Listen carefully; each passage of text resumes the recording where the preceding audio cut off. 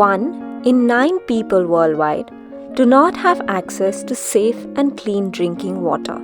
For treated drinking water, the percentage in rural India is 17.9% and that of rural Assam is 5.8%. Seeing the desperate need in my region for the WASH program, I decided to study the project wet material, took the study, and designed a lecture to impart this knowledge to school children in the northeastern part of India.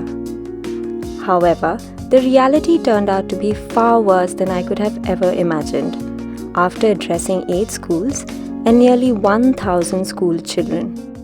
মোৰ নামটো সুপ্ৰিয়া মই আজি এটা আন্তঃৰাষ্ট্ৰীয় অনুষ্ঠান যোনটো ইয়াত মই টি-শাৰ্টত পিন্ধি আছো ওয়াৰ্ল্ড মেৰিট আজি মই আহিছো তোমালোকৰ ইয়াত এটা বেলেগ বস্তুৰ লগত কথা পাতিবৰ কাৰণে এইটো হ'ল সাফ চিকুণতাৰ কথা Assam is one of the 6 lower performing states in India in terms of WASH. It has one of the lowest access to toilets, especially for girls in schools, and untreated water sources in most schools. This has a huge effect on the level of education, school attendance, and the health conditions of most children. So, we take here.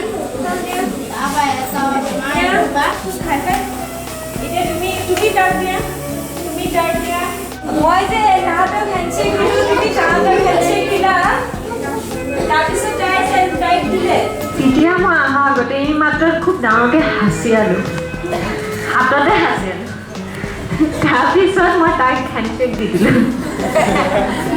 এইবোৰ দেখিবলৈ যে ধুনীয়া লাগিছে কিন্তু লেতেৰা মলি Of the 8 schools I visited during this week, none of the schools had taught their students proper hand washing techniques.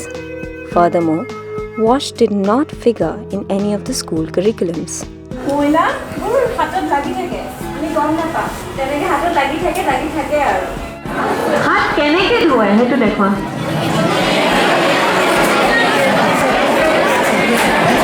ঠিক আছে ইয়াৰ হাতখন এনেকৈ দিওঁতে আমি হাতখন ভালকৈ চাফাই নহয় আমাৰ হাতত কিমান পাৰ্টছ আছে এইখিনি আছে আগৰখিনি পিছৰখিনি আছে নখ আছে Their understanding of how germs spread was surprisingly basic.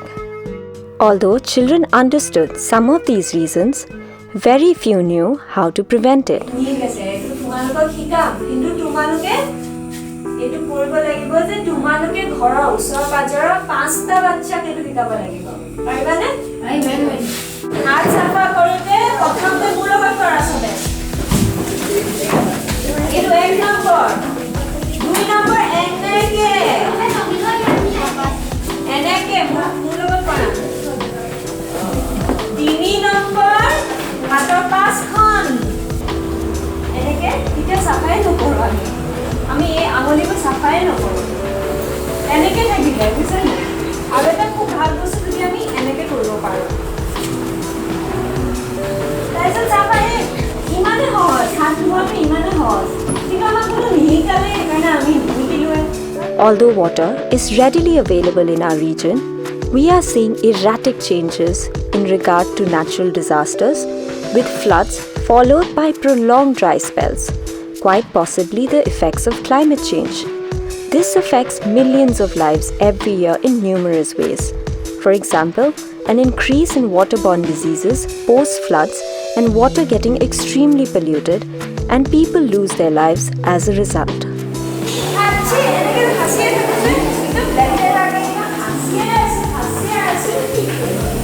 হাতখন এনেকৈ কৰিবা তুমি যদি ইয়াত কাহা তেতিয়াহ'লে তোমাৰ ডাইৰেক্ট আঙুলিলৈ ট্ৰান্সফাৰ নহয়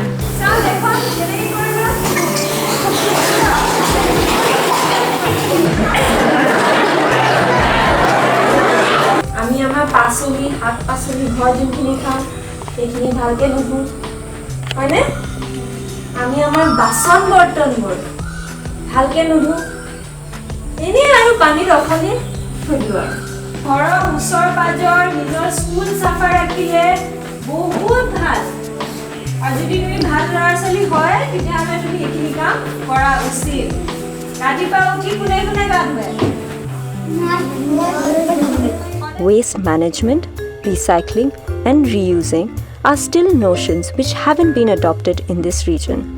Most of the garbage we produce lies in our water bodies and further pollutes our planet.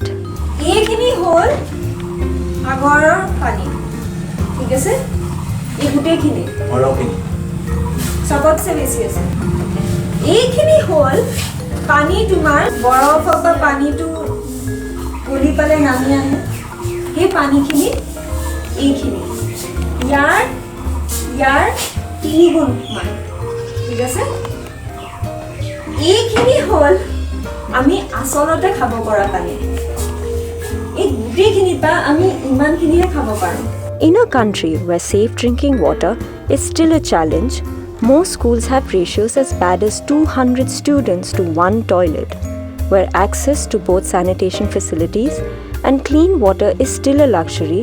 There's a huge amount of critical work to be done in this space.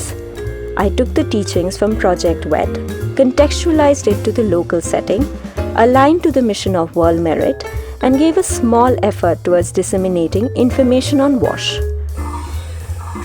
এই একটোপাল যে বহিলে আমি এই একটোপাল পানী খাবলৈ পাওঁ গোটেইখিনি পা However, my visit to these 8 schools also opened doors to some other problems. School students in most schools didn't have proper uniforms or proper footwear. Most schools didn't have functional libraries or one even existing in any capacity. Some schools didn't even have enough desks and benches. So I'm working on fundraising to solve some of these problems now. I feel that each one of us is responsible for the future of our children.